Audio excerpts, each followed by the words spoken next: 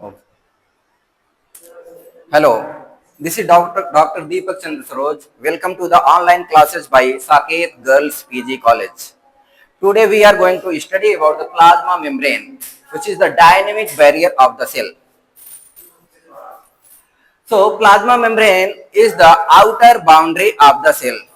So, what does it mean? We will understand with this slide, with the help of the slide of blood. So, we know blood has two major components. One is the cellular components, in which we have different types of cells, such as we can see here, red blood cells, white blood cells, and another component is the plasma, which is the fluid component of the blood. So, we know the plasma and the intracellular material of blood both are aqueous in nature, means prominent component of both are water. But it is very interesting to know that the intracellular material, the extracellular material, the plasma, both are not getting mixed together. How? That is the beauty of the boundary these cells have. That boundary is known as the plasma membrane. And we can take one very interesting example. For example, we can take the example of our home or building, university, something. So, in the university there are so many departments, and within the departments there are so many rooms. But university has one large boundary. That kind of boundary is the plasma membrane, and within the cell we have several cellular organelles such as mitochondria, Golgi body, endoplasmic reticulum, nucleus, etc. And these components are separated from the intracellular material. For example, cytoplasm. These are separated from the cytoplasm. But how? Because there is also membrane-like structure which is also similar in nature as the plasma membrane have. So, in the university we have one boundary. Within the boundary only selected people can come.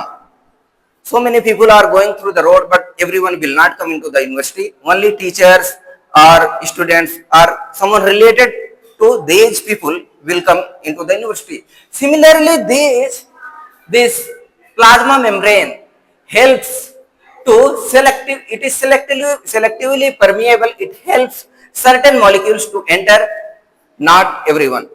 So that is why this is selective permeable. And in the animal cells, it is the external boundary of the cell. It is the external boundary of the cell. We can see in the case of animal cells. But we know the plant cells have cell wall. So in the plant cell, we have external boundary is the cell wall, but beneath the cell wall we have cell membrane or plasma membrane.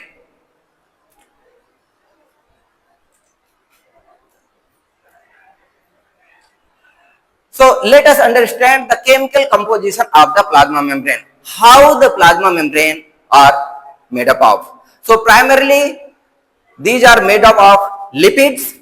Lipid can be of different types, but primary type of lipid is phospholipids, where lipids are made up of glycerol and fatty acid, and glycerol has 3 hydroxyl group, and with the 2 hydroxyl group, glycerol is attached with the fatty acid, and another hydroxyl group is attached with phosphate group. Thus it is the phospholipid. And another type of lipid is prominently found in the plasma membrane is cholesterol. This gives the fluidity. Lipid component gives the fluidity to the membrane, the dynamic nature to the membrane. And there are proteins. Proteins are of 2 types in the plasma membrane. One is integral, another is peripheral. We will understand about these things in upcoming slides in better way. And another component is the carbohydrate. When carbohydrate is attached to the proteins, it is known as glycoprotein, and when it is attached to the lipids, then it is called as glycolipids. And together these are found, glycoproteins and glycolipids, these are primarily found on the extracellular surface of the plasma membrane, because these helps in the cell to cell recognition of the cell, and together glycoprotein and the glycolipids, the structure made of together on the surface of plasma membrane is known as glycocalyx. Here we have detailed ultrastructure of the plasma membrane, where we can see the bilayer, phospholipid bilayer. One layer is this is the upper layer of phospholipid, and this is the lower, inner leaflet. We can say this is also called leaflet. One leaflet is this, another leaflet is this. So thus we have phospholipid bilayer in the plasma membrane, and within this is the extracellular surface, where we have, this is the lipid,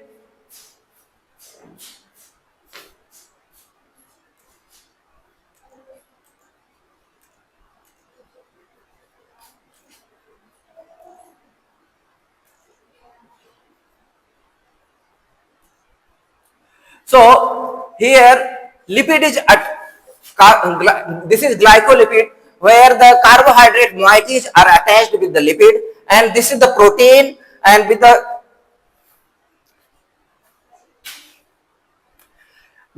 protein, if proteins are attached with the carbohydrate moieties, then we call them as glycoprotein. And protein is of two types. We can see some proteins are attached to the one leaflet of the plasma membrane, that is called, these are called peripheral membrane protein, because they are attached periphery. But some proteins can pass one membrane, one leaflet of the plasma membrane, and some proteins can pass the both leaflets of the plasma membrane. They are called integral proteins. These are very important. They play very important functions, such as they form channels through which several important molecules pass through from the extracellular matrix to the intracellular in the cytoplasm, as well as there are several components which can go from the cytoplasm to the extracellular matrix as well. Not only that, these proteins, the proteins which are attached to the intracellular phase of the cytoplasmic phase of the plasma membrane, they also serve as the anchor points to the cytoskeleton filaments. These filaments are made up of microfilaments,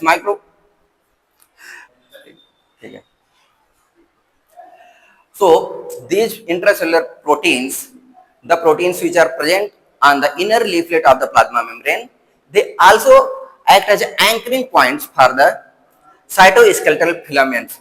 Cytoskeletal filaments are intermediate filaments, microfilaments, and microtubules. These are attached, so they provide the shape to the cell. Therefore, the key function of plasma membranes are such as mechanical support and shape, because they serve as the anchor for the cytoskeleton filament, as we saw earlier, and also they also transport molecules, different molecules from intracellular to extracellular matrix, from extracellular matrix to the intracellular through various means, that may be simple diffusion or active transport, because plasma membrane is selectively permeable. So only few molecules can go across the plasma membrane passively, otherwise they need active transport. And these proteins, these transmembrane proteins, serves as the binding sites. They are receptors for several hormones and signaling molecules. So another function is, we saw there are many glycoproteins present on the extracellular leaflet of the plasma membrane. They help in the cell-to-cell identification, cell-to-cell recognition, and that is very important. We know there are graft rejection and many things. If we get infected with the bacteria or something, unwanted pathogens, then these things help to the identification in our cells and foreign cells. So thank you so much. This is for today. In the next class, we will see the different models proposed for the plasma membrane. Thank you so much.